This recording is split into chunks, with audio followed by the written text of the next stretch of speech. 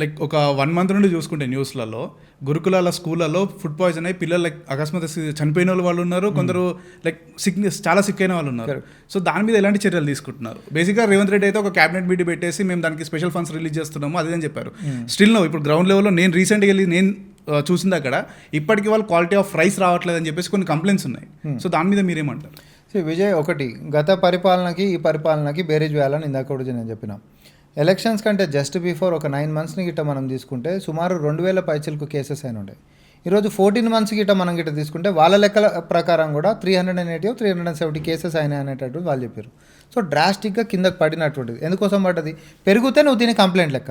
తగ్గుతుంది అని అంటే ఏడాదిని అంత తగ్గించగలిగినామంటే రానున్నటువంటి కాలంలో మొత్తమే ఉండొద్దు అనే దాని మీద సీఎం గారు హైయెస్ట్ రివ్యూలు తీసుకొని టాస్క్ ఫోర్స్ కమిటీ అంటుంది, టాస్క్ ఫోర్స్ కమిటీ ఏర్పాటు చేసిండు. అంతేకాదు అక్కడ కిచెన్కి సంబంధించి ఒక ఇన్ఛార్జ్ని పెట్టిండు. దేనికోసం పెట్టిండు? అసలు మనం పెడుతున్నటువంటి అన్నంలా ఈరోజు కలుషితం అనేటటువంటి ఆస్పెక్ట్ ఏడికెంచి ఉంటుంది? ఎవరైతే ఇన్ఛార్జ్ ఉంటాడో ఆ ఇన్ఛార్జ్ పిల్లలతో పాటే తినాలనేటటువంటి నియమం కూడా పెట్టిండు. సో ఇది చిత్తశుద్ధితోటి. నేనేమంటున్నా, గత 10 సంవత్సరాలల్లో ఇదే కలుషిత ఆహారం తింటున్నటువంటి గురుకులాల పిల్లల మీద ఒక రివ్యూ పెట్టినటువంటి చరిత్ర ఒకటి చూపెట్టు నాకు ఉందా ఎప్పుడన్నా? లేదు. కానీ మనం వచ్చిన తర్వాత తగ్గుదలతో పాటు తగ్గుతున్నటువంటి దాంతోపాటు ముఖ్యమంత్రి గారి చిత్తశుద్ధి కూడా మనకు అక్కడ కనిపిస్తుంది అని అంటున్నాను. ఎందుకంటే మండల్ లెవెల్లో కూడా ఆఫీసర్లు దానికి ఇన్ఛార్జ్లు ఉన్నారు. ఎక్కడ ఏదైతే అధికారుల మీద కూడా చర్యలు తీసుకొని సస్పెండ్ చేసినటువంటిది ప్రజాపాలన వచ్చినాక జరిగింది. గతంలో ఎప్పుడన్నా ఉందా? అలా ఇంటికాడ కుక్క చచ్చిపోతే అధికారులని సస్పెండ్ చేసిరేమో తప్ప పిల్లలు చచ్చిపోతే, నేను ఉదాహరణ చెప్తున్నాను, ఆసిఫాబాద్లో 15 రోజుల వ్యవధిలో 4 పిల్లలు చచ్చిపోయినాడు వాళ్ళు ఉన్నప్పుడు. ప్రతిపక్షం నుండి మేము కొట్లాడినాం అప్పుడు. కనీసం ఒకడు పోయి పలకరించిన పాపాన పోలే, ఒకడు పోయి కనీసం పిల్లలకు అస్వస్థత ఉంది అంటే ఆ గ్రామాల హాస్పిటల్కి కనీసం పెద్ద దవాఖానాలకి హైదరాబాద్ తీసుకొచ్చినటువంటి పాపాన కూడా పోలే.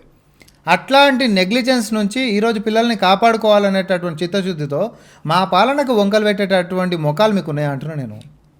సో దయచేసి ఈ కంపారిజన్స్ అనేటటువంటిది గత పాలనకి ఈ పాలనకి బేరీజ్ వేసుకుందాం. నేను సిద్ధం అంటున్నా దేనికైనా. సో బేసిక్గా మీరు కంపేర్ చేద్దాము, ప్రజలు అడిగితే చెప్తారన్నారు కదా.